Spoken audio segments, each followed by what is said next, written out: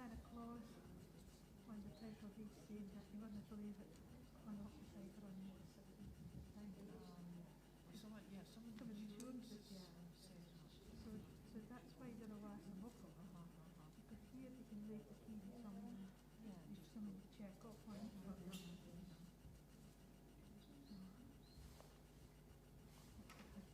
why they're a last local.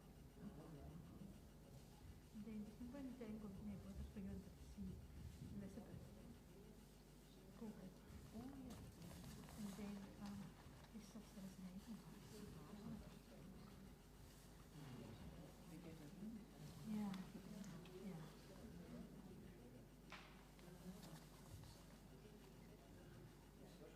So beautiful day of work. Well, she said sometimes people powers usually some powers do.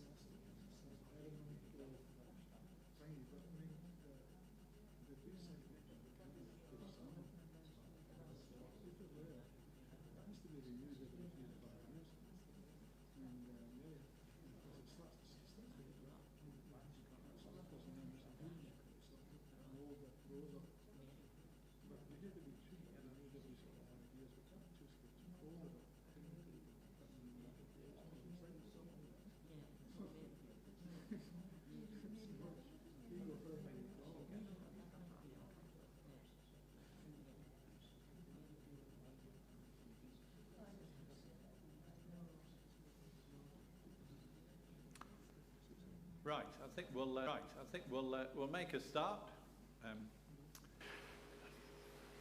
Well, good evening to those of us who are able to be here in the church this evening, and hello to anybody else who happens to be watching this at some other point in some other time.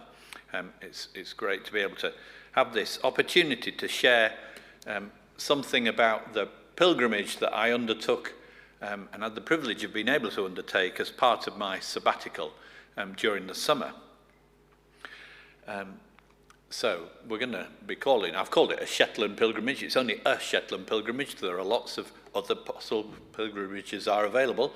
But I'll explain a little bit more in a moment about why I chose this particular way of travelling. But first, I want to start by talking about why I thought it would be good to have this pilgrimage. But before we do that, let's just pray together. Let's pray.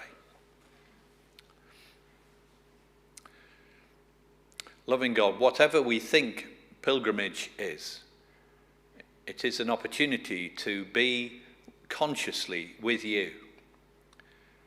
And so we thank you that this evening we have an opportunity to consciously be with you as we reflect together about this particular journey. May you encourage us and help us all to learn more of you. Amen.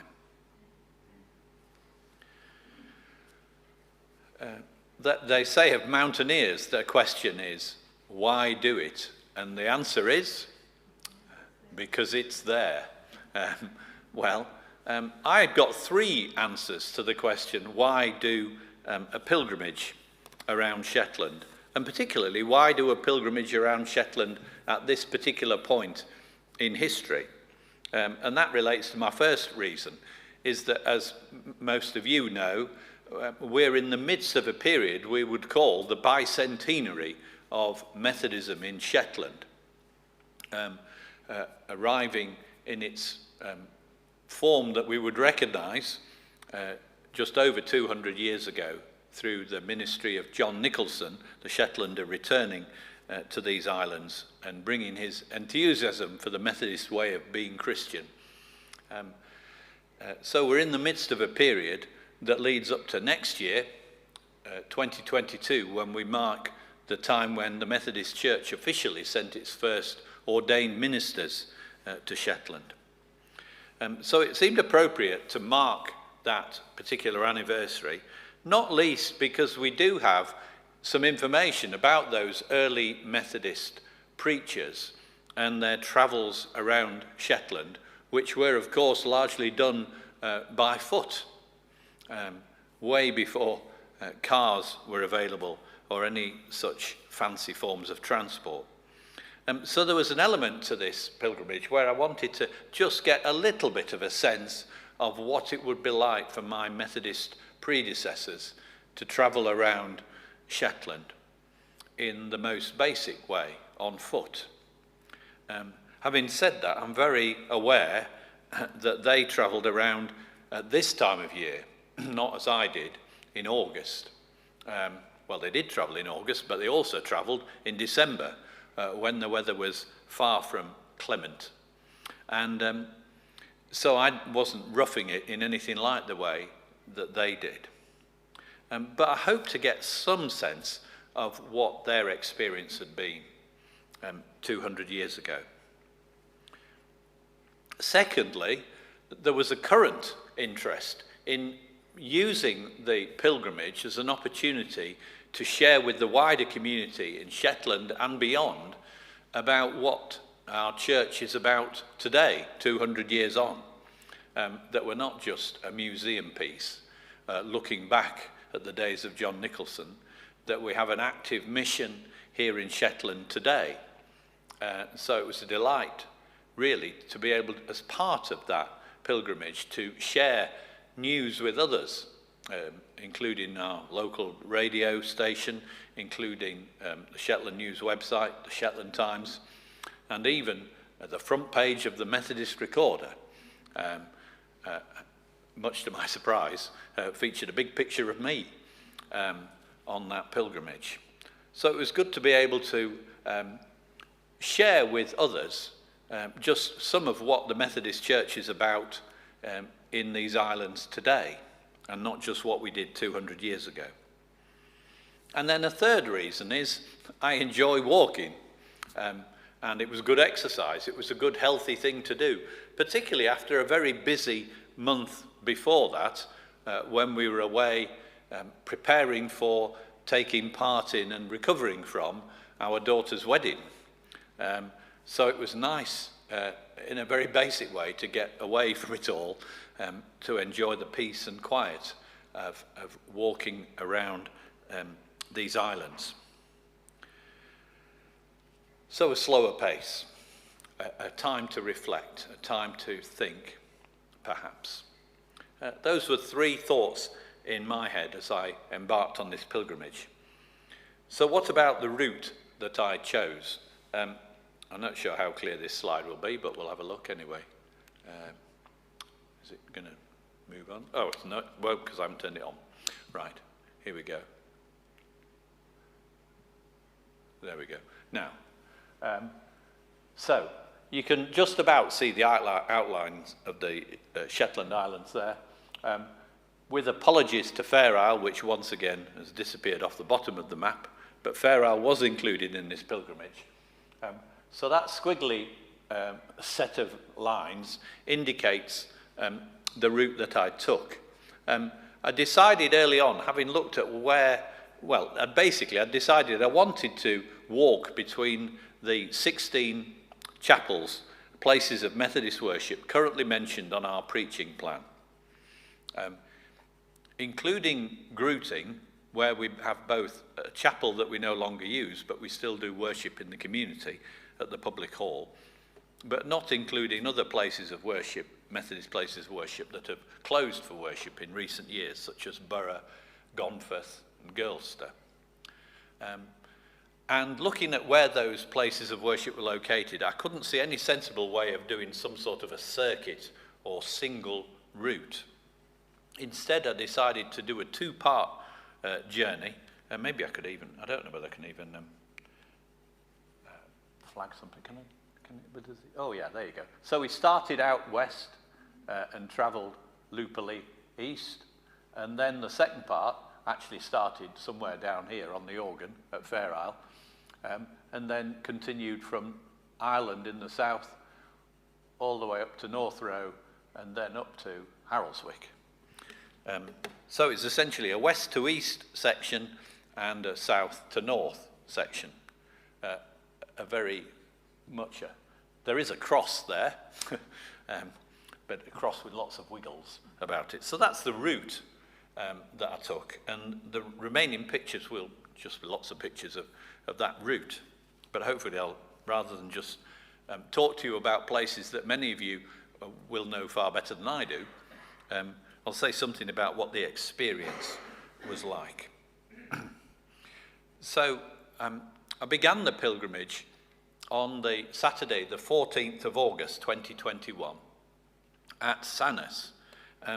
There was a significance about starting there because that is currently our oldest chapel that is still in use. So as I started the walk, I'll show you the picture of, I wasn't on my own. There we go. There is myself and the Honourable Mr. Graham Dorrit, who accompanied me on 2 Saturdays during this pilgrimage, which was great for his great map reading skills. And we started off at Sanus Chapel, and we started off, before we pounded our way up Sanus Hill, by just reflecting on the experience of John Lewis, one of my Methodist predecessors, who wrote a journal about his experiences in Shetland in the 1820s. And he included recording memories of the opening of this original Sanus Chapel, which I don't think is that building, maybe on that site, but and this is what he said. It was on the 7th of November, 1824. This day will never be forgotten by many in Sanus. Our chapel there was opened. Mr. Weirs preached from Exodus 34, 6-7, and we administered the sacrament to at least 120. I preached from Numbers 10:29 and stated the doctrines and discipline of the Methodists and invited the people to go with us. Had a love feast, a very gracious time, but we had to conclude much too soon. Mr. Weirs preached from Psalm 105, verse 3, the chapel excessively full each time, a collection of £1, 18 shillings and 4p. After all was done in the chapel, I married Andrew Arthurson and Margaret Chine. So they really packed it in. 3 sermons, a wedding and a love feast. That was the way they celebrated not the beginnings of Methodist worship in Sanus. There'd been Methodist worship happening before that, but the first time they had a building they could call their own. So that location seemed an appropriate one for us to set off on this journey. And we set off up Sanus Hill. It was a lovely clear morning as we set off, and about 2/3 of the way up Sanus Hill, the cloud descended upon us, so we could no longer see Papa Store and all the other sights we'd been enjoying on the ascent. But we didn't get lost, thankfully. We went up and over, down towards the Dale of Walls.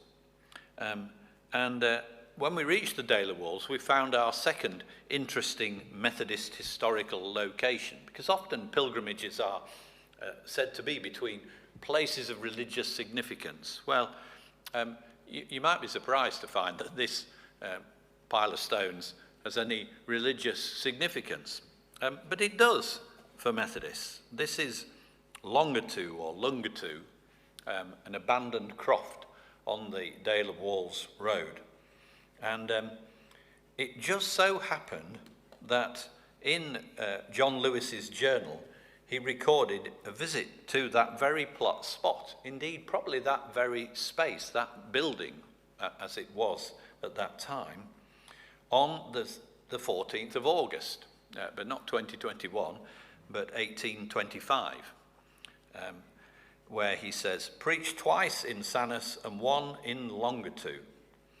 And in his notes to explain that, Frank Robertson points out that Longatu was a large croft house at the highest extreme of the Dale of Walls, scene of many crowded social evenings, but was left empty around 1930. And that's what remains of that croft house.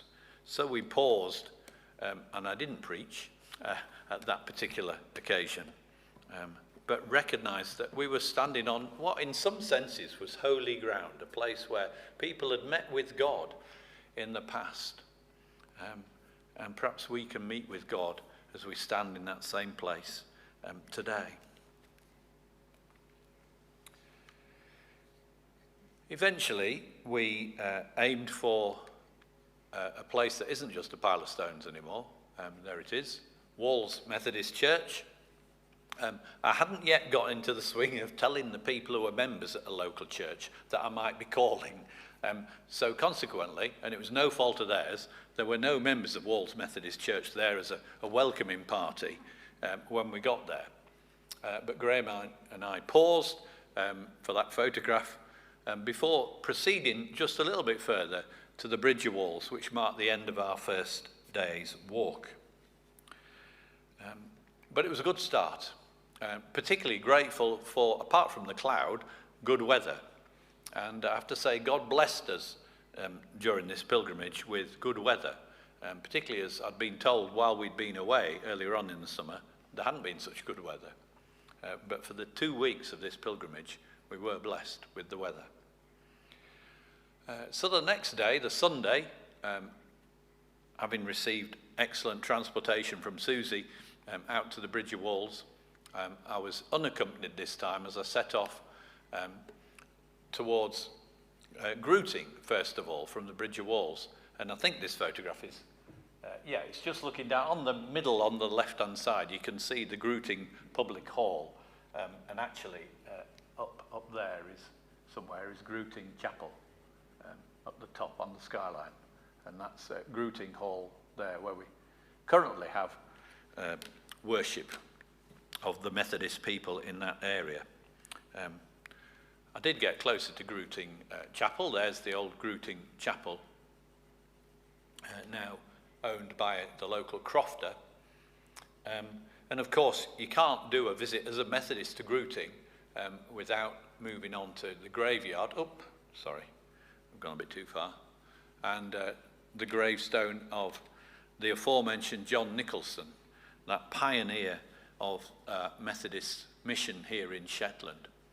So that was an appropriate place to stop and pause, which is of course one of the great things about doing a pilgrimage. We're not just ploughing on to cover the miles as quickly as possible, but trying to absorb something, not just of the scenery, but of the significance perhaps of certain points along the way.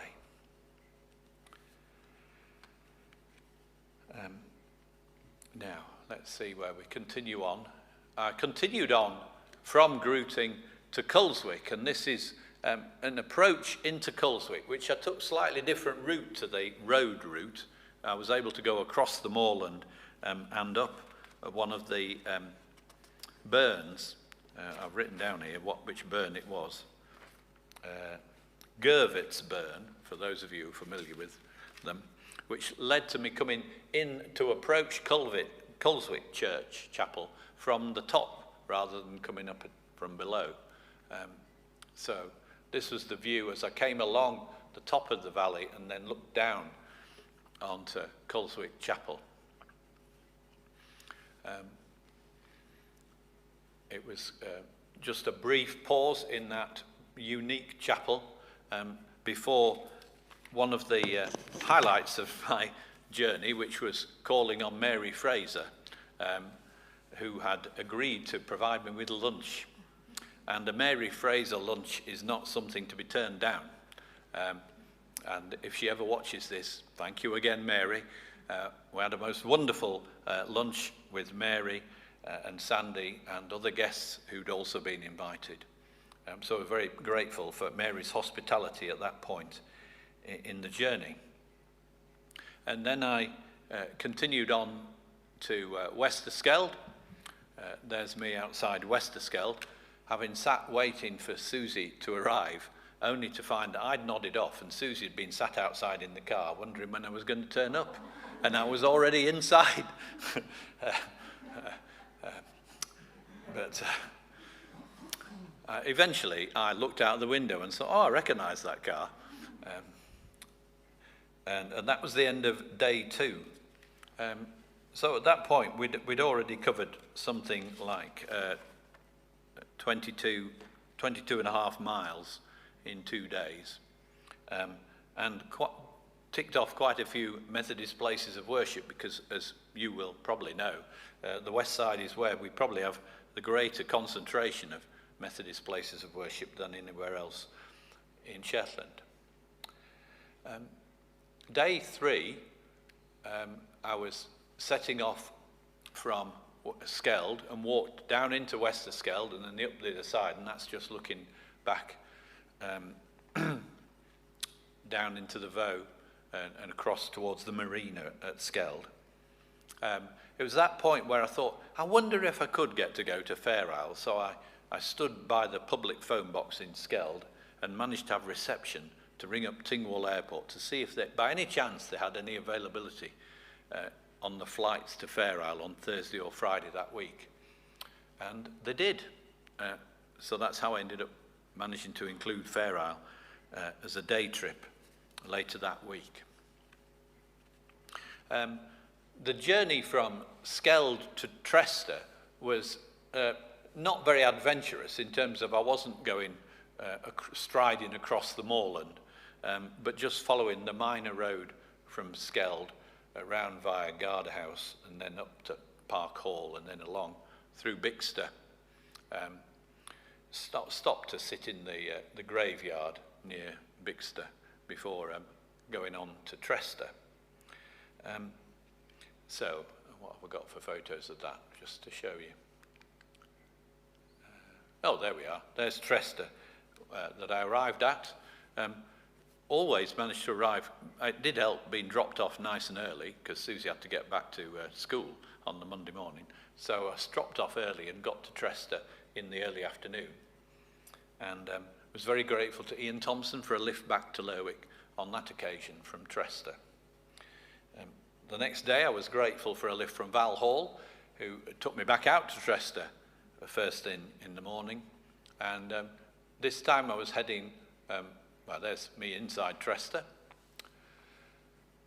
And this time we were heading up the hill from Trester and down into the Weasdale Valley towards Whiteness. So that's at the top of the hill, looking down into the Voe by Weasdale, and then descended down to Cott, and then walked back along to the head of the Voe, and then along the road to Weasdale. And originally my plan was just to walk from Trester to Weasdale, but it struck me I was doing so well that I needn't stop just at Whiteness.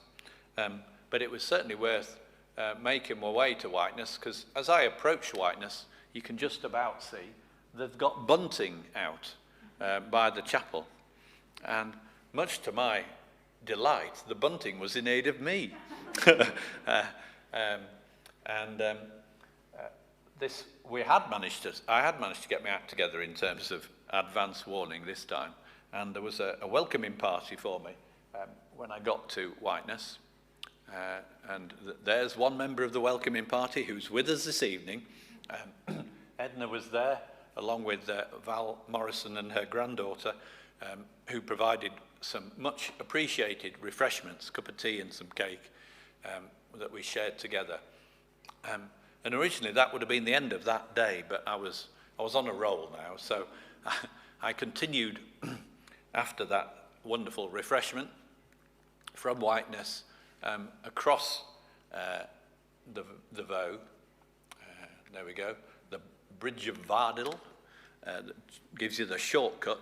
You save quite a lot of distance when you're walking compared with going in a car up this way, because you just head straight across and up the hill to the, come out by the parking spot at the top. And then I headed down past Dingwall Airport, that I will be using later in the week, and down, and eventually up and over and down towards Lerwick, which you can see me coming down Steyny Hill at this point, indicated by that photograph. So I arrived in this very building, well, not in this building, at this building. That was on the Tuesday, so this was, this was day 4 of my travels. And I'd completed that west to east section. So from Sannes via Walls, Gruting, Westerskeld, Gruting, Culswick, Westerskeld, Trester, Whiteness to Lerwick. And that was the first part of the walk. Perhaps notching up the highest number of chapels, but not the greatest number of miles of the 2 sections of the walk. Those of you who are from Lerwick will know that I didn't notify anybody in Lerwick when I was going to arrive either. So thankfully Peter happened to be around to take that photograph when I arrived in Lerwick early on that Tuesday afternoon. So then to the second part, I had a day off, and then on the Wednesday, and then on the Thursday I was flying south to Fair Isle. That's a nod towards Borough, because I didn't walk to Borough, but I did fly over Borough, and eventually arrived at Fair Isle. That's me there, as you can see. The problem with these photographs, a lot of me doing selfies and looking at varying degrees of windsweeptness. But I was heading for our chapel, so I decided to just do the obvious thing and walk from the airstrip the length of Fair Isle, which is not very long, down towards our chapel. So I got to the point where you can see the sign telling you if you go one way, you go into the shop, the other way, you go into the kirk, the chapel, and the museum. And it's the latter that the kirk and the chapel that I was heading for. So there's me approaching, well, that's not me, it's me taking a view, approaching Fair Isle chapel on the horizon. And when I got there, I did have a welcoming party at Fair Isle as well. Let's see, there they are. My minister colleague, John Best, and our church steward, Stuart Thompson, were there to greet me, which was very nice. And I've got a photo of myself with Stuart as well, there you go, to prove I was actually there. And was able to spend a few hours on Fair Isle, which I hadn't been able to do for quite a long time, obviously, because of the pandemic. So it was a great blessing to be able to see friends from Fair Isle as part of that visit. And just to add to it, I was really grateful that John gave me a bit of a tour of some other interesting religious sites on Fair Isle, not just the chapel and the kirk, but a favourite place for John on Fair Isle, and a favourite place of his late wife Betty as well, was this spot at the north end of Fair Isle. The little depressions you can see in the ground just in front of John, if I flag them up, here and here, these are believed to be very ancient grave sites. But it's a spot that John and Betty used to love coming to when they just needed to get away from the rest of the folk on Fair Isle, just to be by themselves, both having had quite prominent roles in the community. There were times when they just wanted a bit of them time. And John told me that this was the spot they would come to. It wasn't a secret, others would know, but if John and Betty were there, they were not to be disturbed. The other site that John took me to, overlooking the North Haven, is this spot, which looks just like a nondescript mound. But actually, he tells me that originally there was a priest house there many, many centuries ago. That's the understanding of that, the significance of that particular spot on Fair Isle. So I thought it was appropriate to show our own resident priest on that particular spot on Fair Isle. So it was a really enjoyable day spent with John as part of this pilgrimage. Right, so having got back to the mainland, I was continuing my south to north route.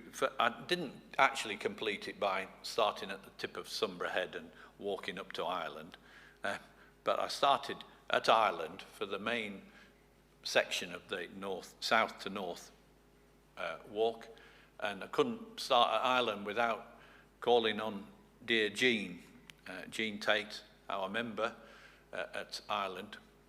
And we do remember Jean in our prayers at the moment. She's not in particularly good health at the moment, but it was good to be able to get that photo with her by her front door in August. This was my second Saturday of walking, so of course it meant Graham had to be there. So Graham and I began the walk from Ireland Chapel, and then we were going to head across the fields to the road to Maywick, which you can see in the next photo, and then up onto the ridge for the hills, the Clift Hills. And so it was the second real over the hills piece of walking we were doing on this Saturday.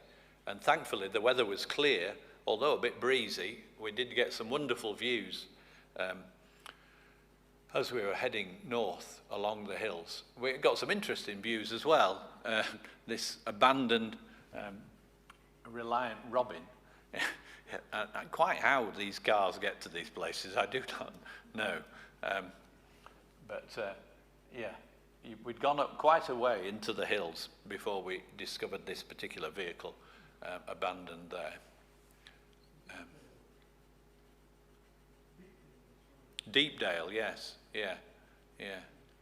And we continued on. We got to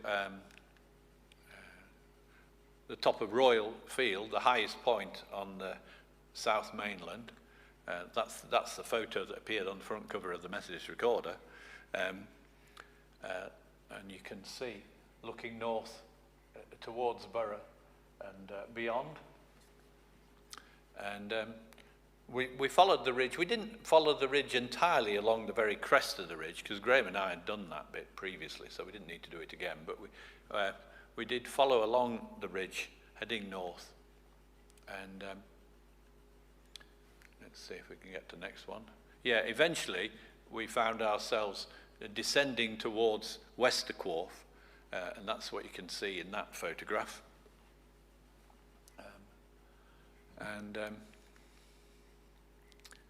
Having descended to Westerquarf, we then of course had to ascend again out of Westerquarf to do the final hilly bit. There's a bit more detail descending into Westerquarf. There we go. Come on. And that was where we were heading for, Scalloway. We had a welcoming party at Scalloway, as you can see. Not just a human welcoming party. Yvonne brought her dog with her, and Holden was there as well to greet us. We were blessed with a cup of tea at Scalloway.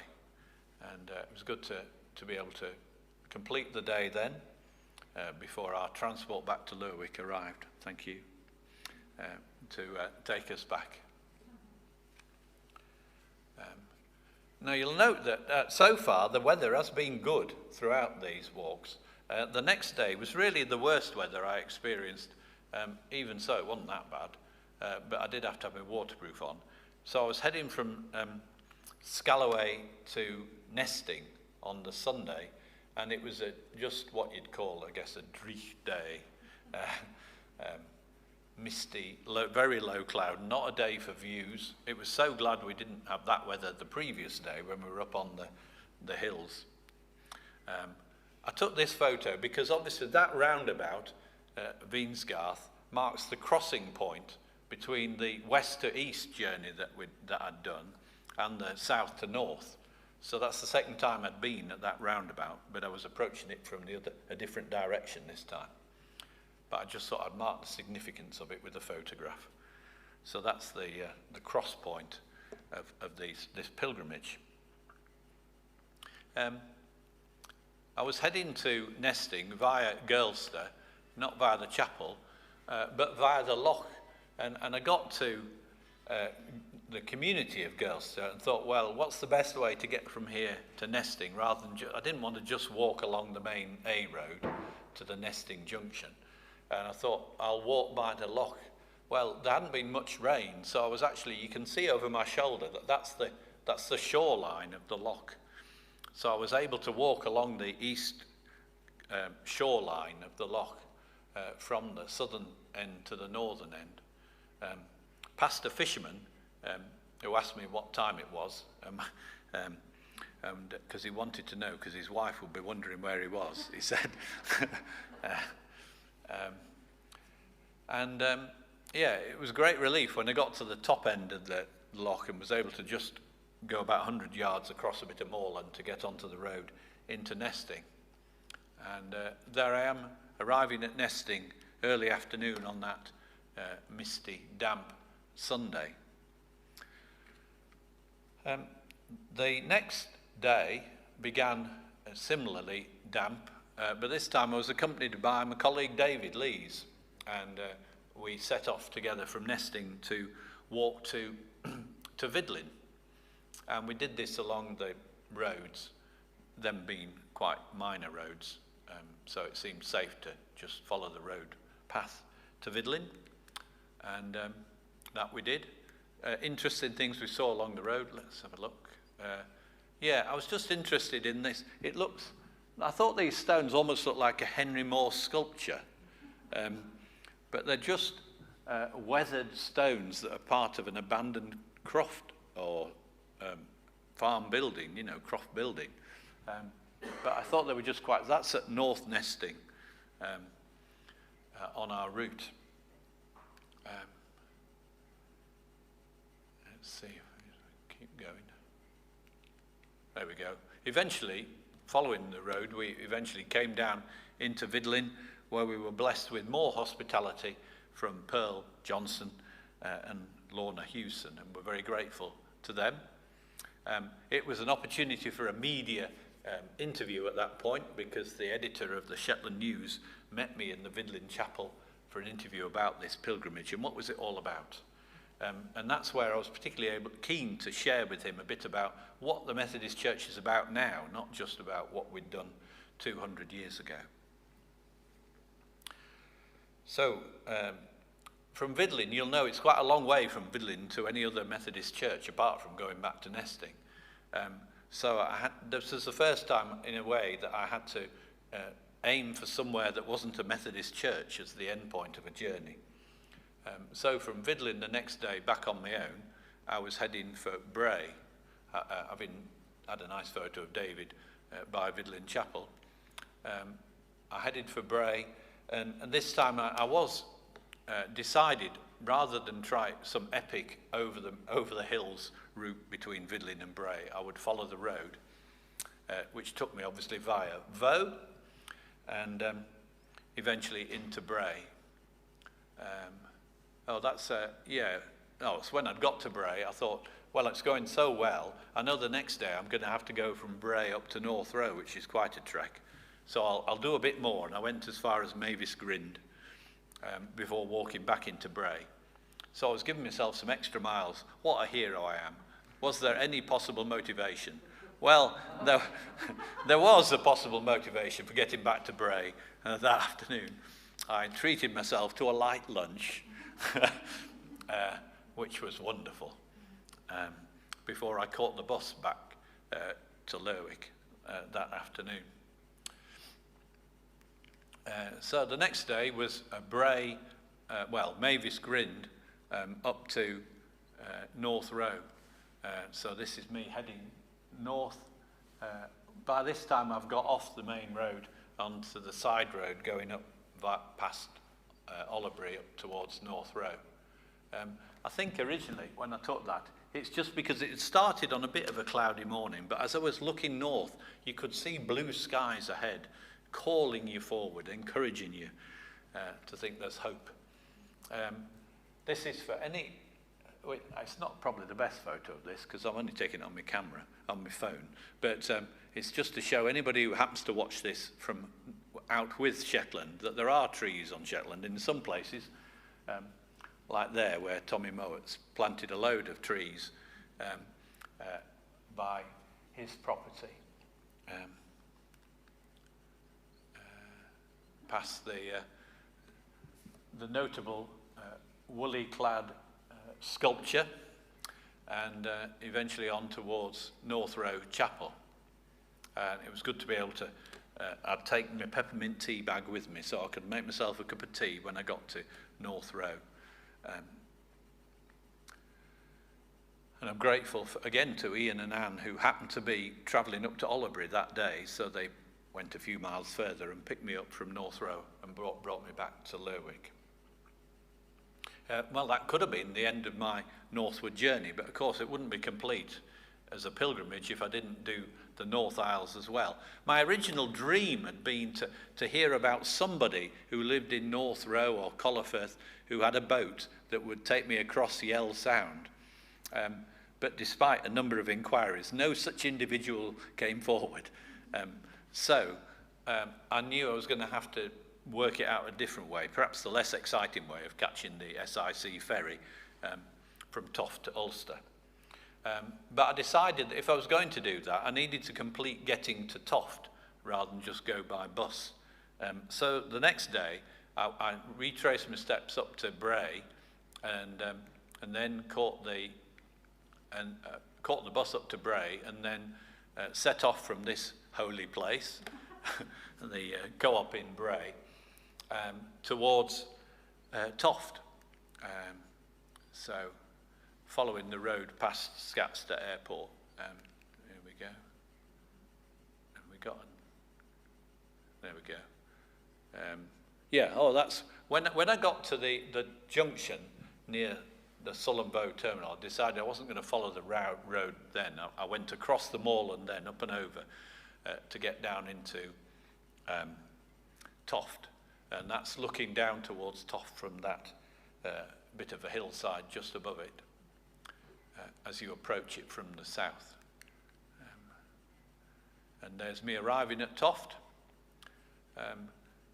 Oddly, arriving at Toft only to then catch a bus away from Toft, because I didn't want to get on the ferry that day. That was for the next day. So I've completed my walks on the mainland at this point. I'm now heading for the final part of the journey onto the Northern Isles for the Friday, Saturday and Sunday of my third weekend. So on that Friday, I caught the ferry to Ulster, and then this is in many ways one of the most interesting days walking that I did. There was a definite three parts to this walk when I was heading from Ulster ferry terminal to our chapel at East Yell. The first part of the walk was quite straightforward for anybody who's done that in a car. You walk going on the minor road from Ulster along the south side of Yell towards Burravoe and then round. But I didn't go as far as Burravoe. I just walked to the point where you see the sign indicating there that there's a path to the Catalina Memorial, the wreckage of an American Air Force plane that crashed in the Second World War on a January night in the middle of the island of Yell. I'd never been up that route before, but it was fascinating. So the first part I like to reflect upon. I was travelling along a road that I was familiar with. I knew where I was going, and even when I couldn't see exactly, as I was going up the ascent up the road, I couldn't see over the brow, but I knew in my mind what lay ahead because I'd been there before. This second part of the walk, I hadn't been there before, but somebody else had. And the route was quite clearly marked. You followed the track up to the old abandoned Arisdale Croft. And from then on, there are white marker posts along the moorland that tell you you've got 2 miles to go, following these marker posts every 100, 200 metres.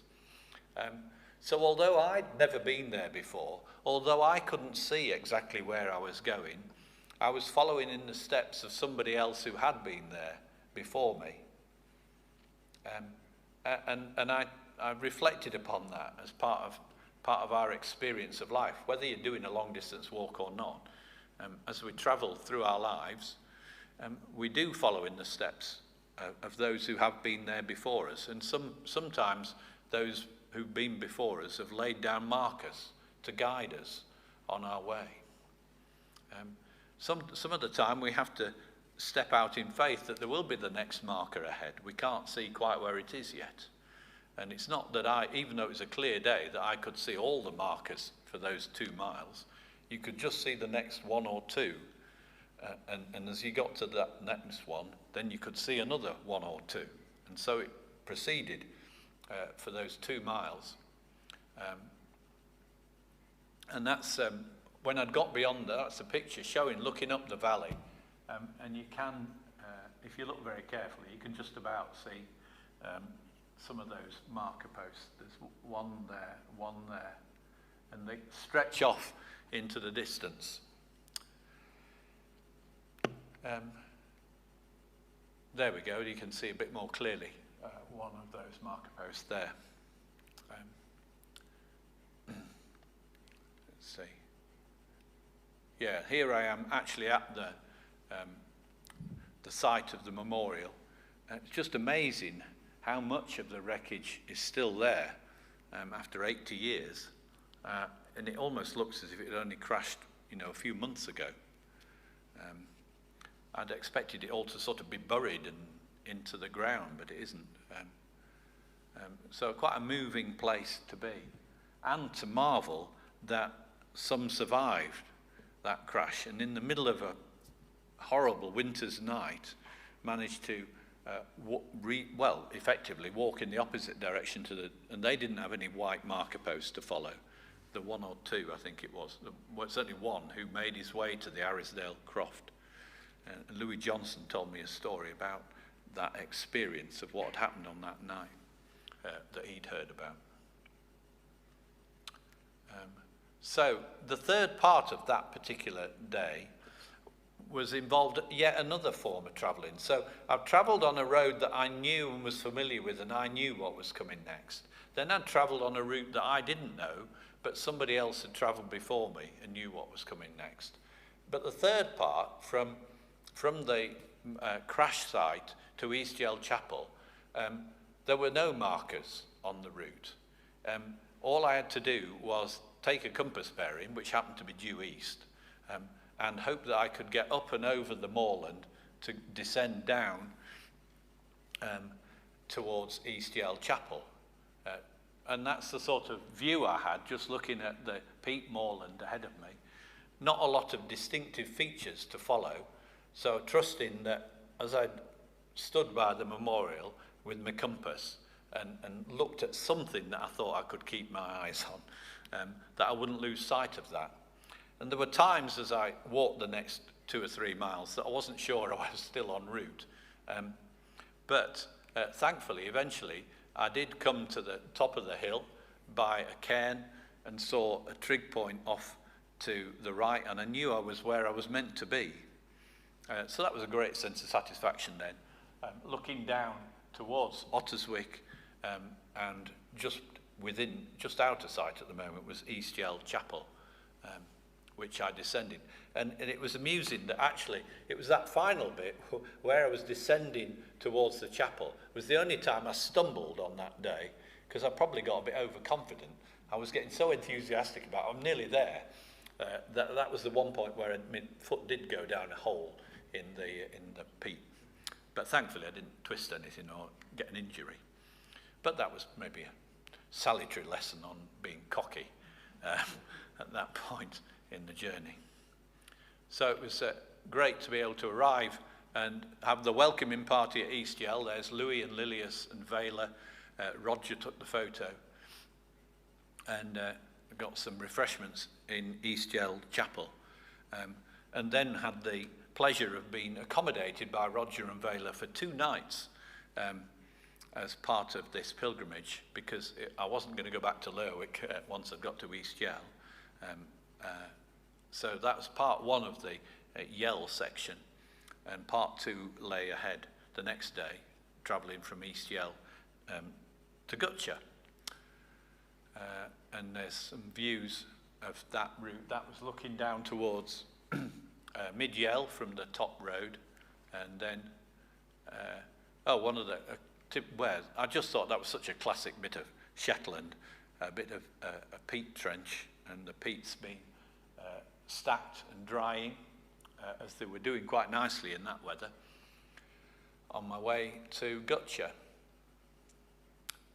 And there's me arriving at Gutcher. Now, it was at this point that really it was the saddest point of the whole pilgrimage, because it was when I arrived at Gutcher and rang Susie to tell her that I'd got there, that she shared with me some very sad news that she'd been informed that day that the night before, one of my friends and colleagues, a minister in Scotland, had died in a church meeting. He was chairing a church meeting and had a heart attack and died. And that had quite a profound impact on me.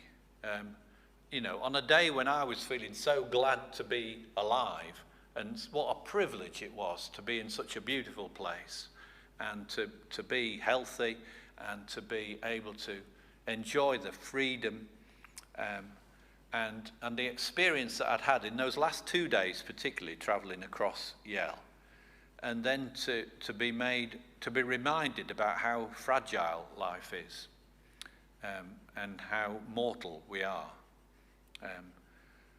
I found that quite a profound experience, thinking about that as I was travelling onwards from that. Not just the rest of that day, but for at least a month afterwards. I was thinking about that quite a lot.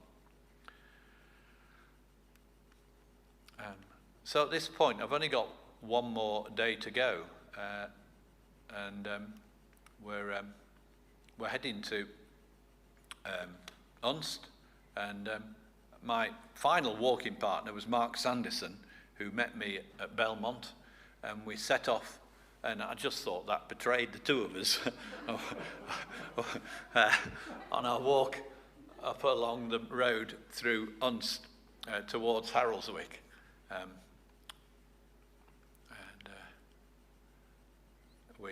We passed by the final checkout, and eventually we're heading for Harrelswick Chapel itself. Let's see what we've got as our next photo.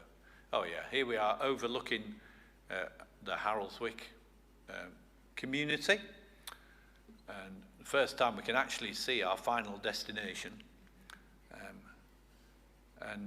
That's just a photo that Mark took of me on the final little grassy track up to Harrelswick Chapel.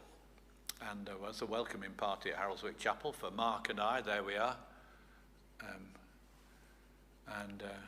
Inside the chapel, there we go, was Anna May and Alison, who'd provided a cup of tea and some refreshments to mark the end of that journey. And as you will probably know, that of course is our newest Methodist building. So I'd started in a building opened in 1824 and finished in a building completed in 1990, 92, something like that, wasn't it?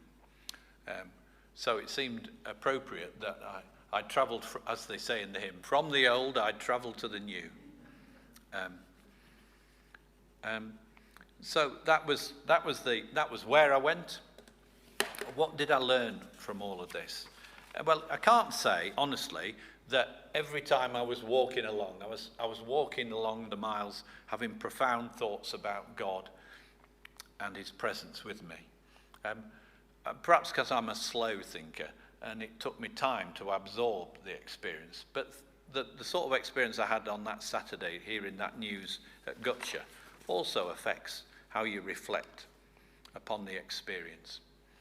One thing I talked to Mark about as we travelled up through Unst was the experience of getting in a zone where time passes in a way that is different to when you're doing your normal life. So I found even if you're just walking along a road, you get into a rhythm and you don't notice how the time's passed as you're just walking along, even if you're just looking at where your next step is. And Mark likened it to his experience as a fly fisherman, stood in a loch, attentive, waiting for a bite. And he said it's a similar experience of how time seems to pass in a different way. Of course, it doesn't pass in a different way. It's just our perception of it is different. And there were certainly days when that was my experience as I got into the rhythm of walking. Of course, one of the great privileges of doing a long walk in Shetland is that on a clear day, as most of those days were, you can see for miles.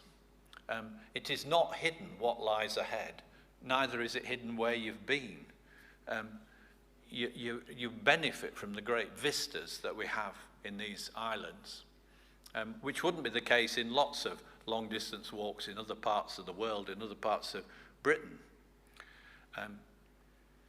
And that, in a way, can be a metaphor as well for us. You know, sometimes there are times when our way ahead in life seems very clear.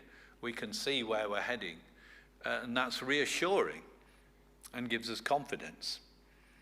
But there are other times when it's far less clear what lies ahead. And sometimes that can be exciting, and sometimes that can be challenging. But you know, that words of the hymn say, not just from the old we travel to the new, but it continues, keep me travelling along with you.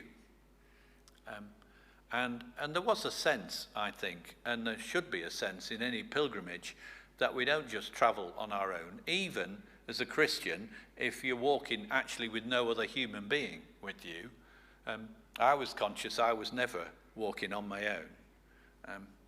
I trust that I am travelling, whether I'm doing a physical journey or a spiritual journey, I'm travelling with God. That's how I want to travel through this life. That's how I pray we will all want to travel through life.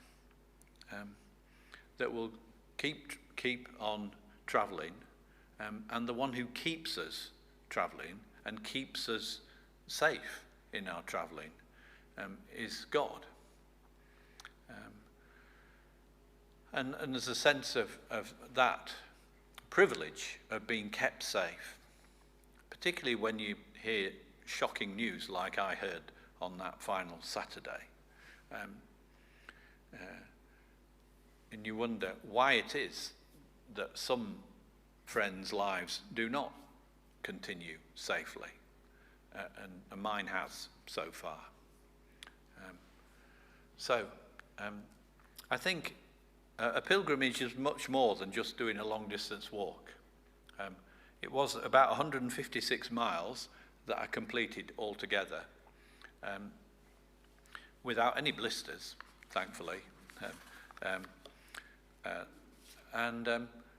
But that's not what it was about. It wasn't about clocking up at a certain mileage. It was about having all those experiences that I talked about at the beginning, having that sense of travelling in the footsteps of those predecessors of mine, Christians who, not just Methodists, who had travelled around these islands, particularly in the 19th century, spreading the good news of Jesus.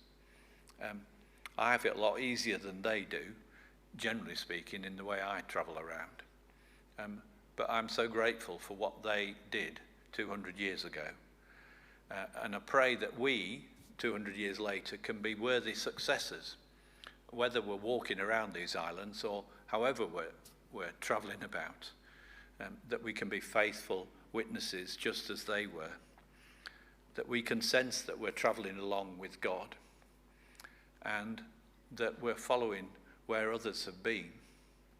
And perhaps we can be people who lay down marker posts for those who will come after us. So they'll say in 200 years' time, they're thankful for what those early 20th and 21st century Christians did in Shetland. I think I'll conclude there. So I haven't gone on too long, I hope. I hope you found that interesting, and I found it a privilege, and I'm very grateful to you and to the church for enabling me to have that time to be able to experience Shetland in that way. Thank you.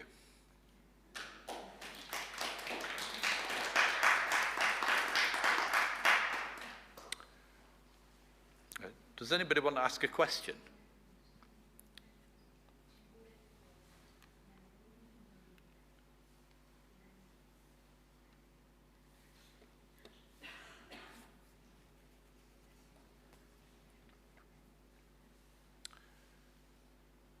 I've been so comprehensive. There is nothing more to say. Right, well, thank you all for coming. And I hope that anyone who's going to be watching this, either has just watched it online now or watches it in the future, will have found it of some help and some encouragement. And perhaps if you don't live in Shetland, you'll be itching to come here. Thank you.